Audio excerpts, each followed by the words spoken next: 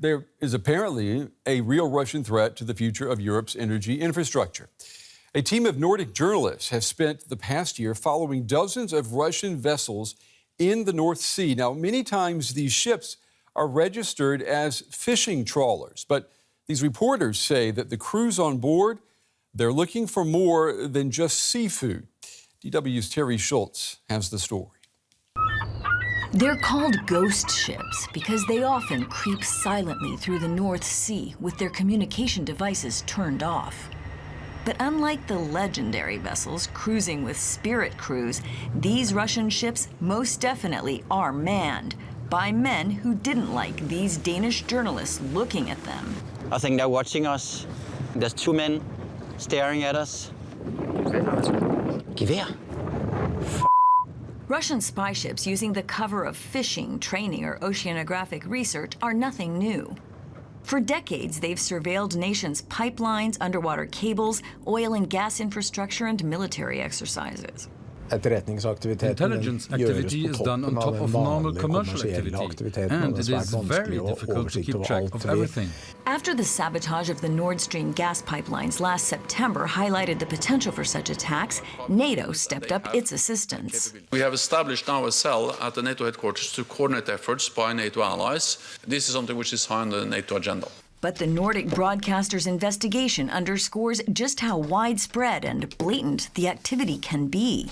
They tracked the routing of 50 ships going back years and discovered that several hundred may be involved. One ship in particular caught their eye. Months before the Nord Stream attacks, the Melkart 5, officially a fishing trawler, crossed a major undersea cable off the Svalbard archipelago 130 times just before the line was cut. Coincidence? It's a completely illogical routing pattern for a trawler. There may have been an insane amount of fish there, but still, passing over such a limited area more than 130 times. I'm no fisherman, but it doesn't look like regular trawler activity. While sanctions on Moscow have reduced the access of Russian ships to North Sea waters, Norway still has 3 harbors open to them for legitimate activities like refueling, landing fish, repairing ships. But this new evidence indicating abuse of those privileges is raising questions in Norway. We could, set an example and say that, these ships are not allowed to sail in Norwegian waters or to use Norwegian harbors anymore. I think there are some room for action there, definitely. While the Russian government denies the allegations, the draining of its military resources in Ukraine may make this type of hybrid attack on Kyiv's allies increasingly attractive. Because that will make sure that you actually harm someone without, it being a declaration of war necessarily.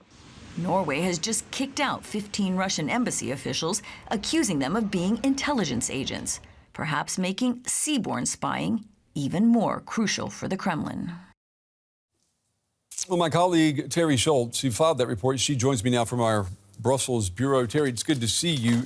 You're reporting there. I mean, that should be a wake-up call to anybody, particularly European leaders, who see that. And I'm wondering, how vulnerable is Europe's energy infrastructure to sabotage and attack? Well, Brent, it's not just the energy infrastructure. People may not be aware that almost all internet traffic travels via undersea cables. So if one of them gets cut, it could disrupt our entire lives. And this is something that policymakers have known about for a long time. But I think they just didn't realize how vulnerable they were, or perhaps how much the Russian ships were actually doing this espionage. And I think we all really have to credit these teams of Scandinavian journalists, because they spent a year looking into this and they tracked years of Russian ship traffic. And that's how they finally brought to light just how prevalent this practice is and how worried everybody should be. And you bring up a good point. The vulnerability is there and has been there for a long time. Let's just assume a bunch of cables under the North Sea were to be suddenly severed. I mean, what would some of the possible effects be? Well, as I mentioned, if the internet were cut off, we'd all be in a lot of trouble. But some of the other traffic that goes via undersea cables is, for example, banking information. The SWIFT system connects between Europe and the United States, sending everything from wire transfers to sort of ATM transactions, that kind of thing. I mean, it's hard to imagine something that wouldn't be affected if these undersea cables were cut. And we have seen smaller scale attacks on these cables, as again was mentioned in that documentary a few years ago in Norway. One of the cables was cut, and in fact, a piece of it actually went missing, several meters of it. And you know, people didn't get so alarmed about it. I don't remember hearing about it in any big way. Only now, after the Nord Stream attacks and with Russia's new aggression in many different directions, that's when this is all starting to piece together, and people are starting to take this as a real threat as a whole. Teri, this documentary, it says that this kind of alleged snooping that has been going on for years, and hardly anyone noticed, really?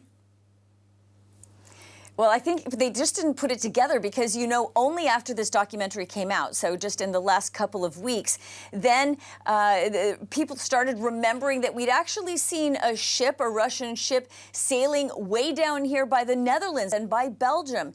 And they started to think, my gosh, it's all linked to this sort of North Sea ghost fleet, this number of ships that are you know, masquerading as fishing trawlers or oceanographic research vessels. And again, these journalists found out after tracking 50 such ships that several hundred may actually be in the service of espionage. That's amazing, that several hundred ships trawling the North Sea, supposedly under legal reasons, are actually spying. I have to ask you, before we run out of time, nothing has been proven that parallels here, but parallels are being drawn to the Nord Stream pipeline explosion blast.